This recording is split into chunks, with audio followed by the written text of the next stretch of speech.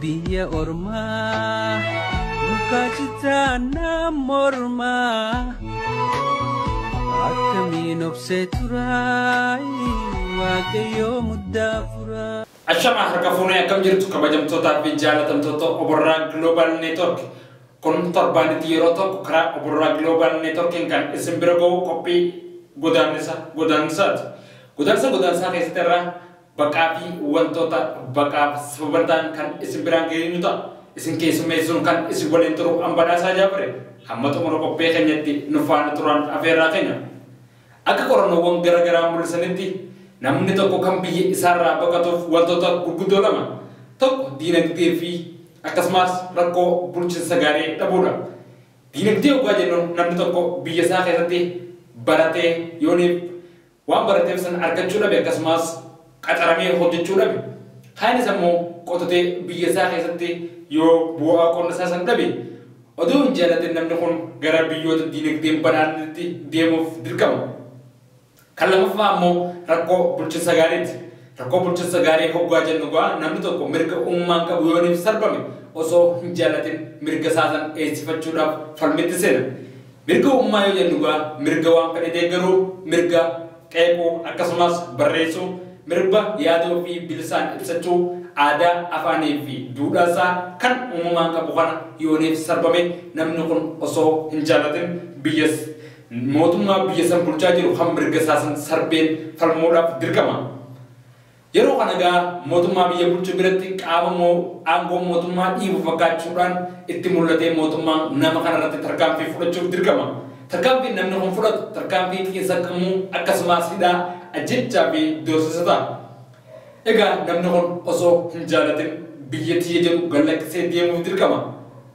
Namoonni yeroo biyya irraa ba'an karaa gurguddaa lamaan baran tokko karaa seera qabeessaan yeroo biyya irraa bahee yooniif biyyatti deebi'u waan isa eeggatu waan beekuuf biyya itti baqatan kola galtummaa gaafachuuf dirqama.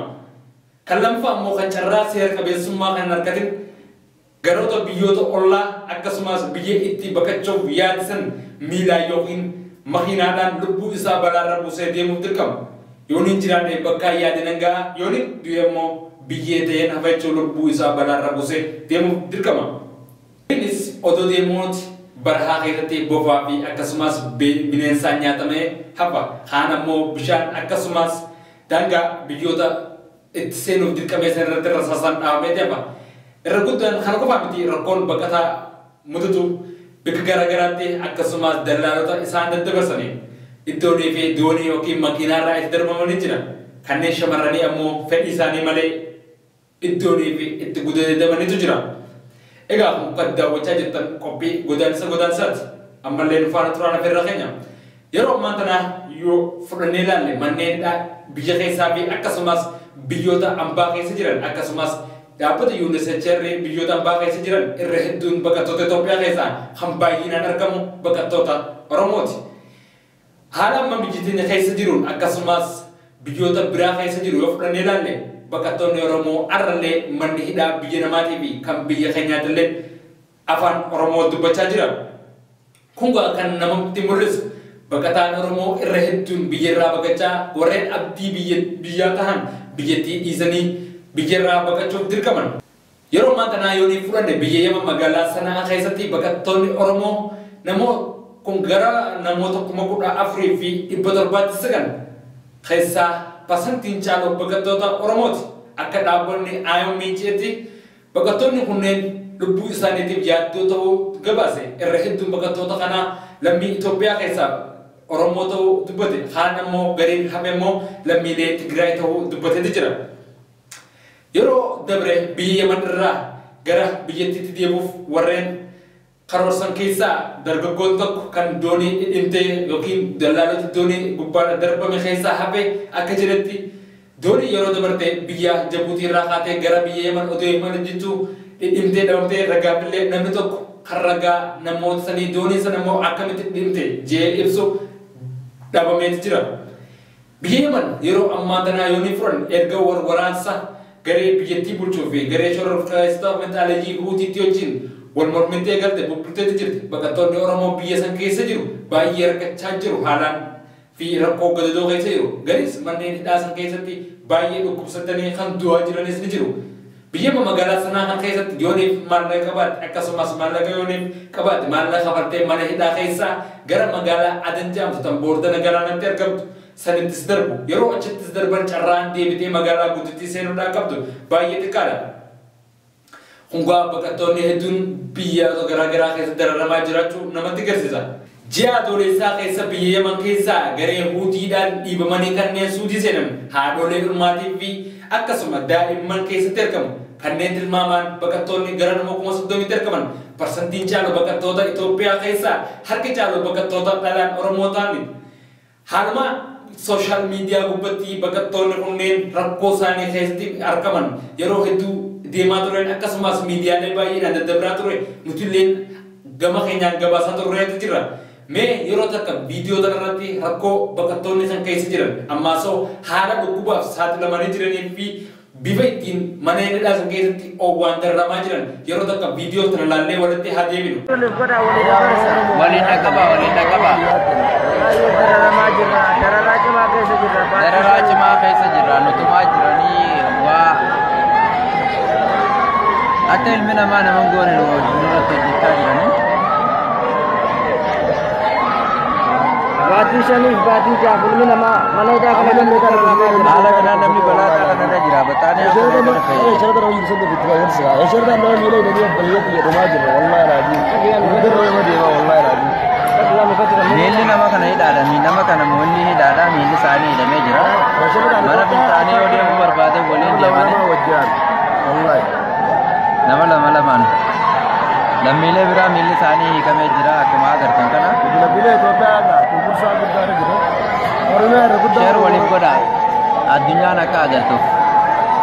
Dararaa cimaa irra jira jechuudha. Magaalaa mana hidhaa Tariiqa Alkarjii irratti baay'ee tokko lammiileen Itoophiyaa baay'ee rakkachaa jiranii biyya galuudhaaf illee galuudhaatti waan furmaata qabu hin fakkaatu. Itoophiyaa qofaaf namni reebamee caccafamaa jira. Itoophiyaa ta'uu qofaaf jechuudha mootummaan nuuf jiruudhaan. Egaa akkuma viidiyoo kanarraa agartan dubartoonnii fi akkasumas namoonni tokko jireenya irraa abdii murachuudhaan kanneen achi keessatti ifajjeessanii jiru. Gariinis kan sammuunsaa miidhamtee jira. Baqattoonni kunneen yeroo biyya irraa baqatan dhiibamanii biyya isaanirraa oduu hin jaalatin baqatanii biyya ormaa dhaqan. Innaa biyya ormaa dhaqanis bifa kanaan dararamaa jiran.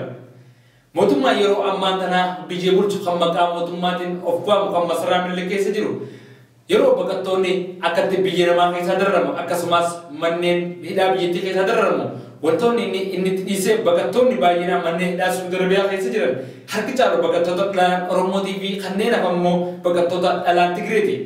Jibbansa dhala Oromoo irraa qabu akkasumas dhala Tigree irraa qabu irraa kan ka'e baqattoota kanneen odoonii fi gara biyyattiitti hin galchin hambise. Ilaa hammatti baqattoonni kunneen arra boru galtan odoo jedhanuuti mana hidhaa kan keessatti dararamaa jiran akkasumas roorrifamaa hiraarfamaa jiru. Yeroo ammaa kana yoo ni fudhanne biyyoota garaagaraa keessatti kan rakkachaa jiru ammallee baqattoota dhalaan Oromooti. Mootummaan biyyattii jirus waa'ee baqattoota biyya tanaatiif kanneen biyyaa ba'anis kanneen biyya keessa jiranillee baasaa jira. Gariisidhaa akkaniif fi biyya irraa baqatan godhaa jiru. Egaa hegereen dhala Oromoodhaa maal ta'a kan jiru waliin kan laallu ta'a. Yeroo ammaan tanaa yoo ni fudhanne haala siyaasaa biyya teenya keessa jiruun arrallee manneen hidhaa biyyattii keessaa fi biyyoota alaa keessa kan argamu baqattoota dhalaan Oromooti. Uummanni Oromootis biyya keessaa fi biyya alaatiin tokko ta'uudhaan mootummaa murna maqaa mootummaatiin of waamu kan dhiiga qeerrootiin aangoo irra dhufee ammallee deebi'ee dhala Oromoo nyaachaa jiru kanneen biyya biraa jiranis biyya biraa keessatti dararaa jiru kana tokko tahee qabsaa'ee ofirraa kaasee mootummaa lammii biyya isaarraa bahee deeggaru akkasumas gargaaru biyya inni jiru sanitti kologaltummaa kan gaafates tahee kan hojjechuuf biyya isaarraa bahee mirga isaa eegsisu akka dhaabsifatu akkasumas kanneen biyyattii keessatti mirga isaa eegsifatu akka dhaabsituuf tokko tahee qabsaa'uu qaban dhaamsa keenya.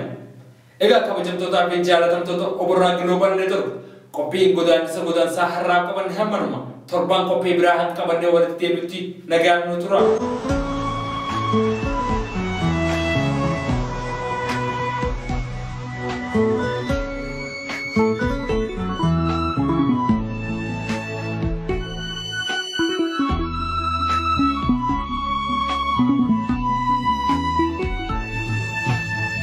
Keetenya ballo barzafi kagallo ala shankura ganna may sarganna wati o maratu farado himimsitu kurma bobe barodu oriware dedu ya jiru biya orma Kacita namorma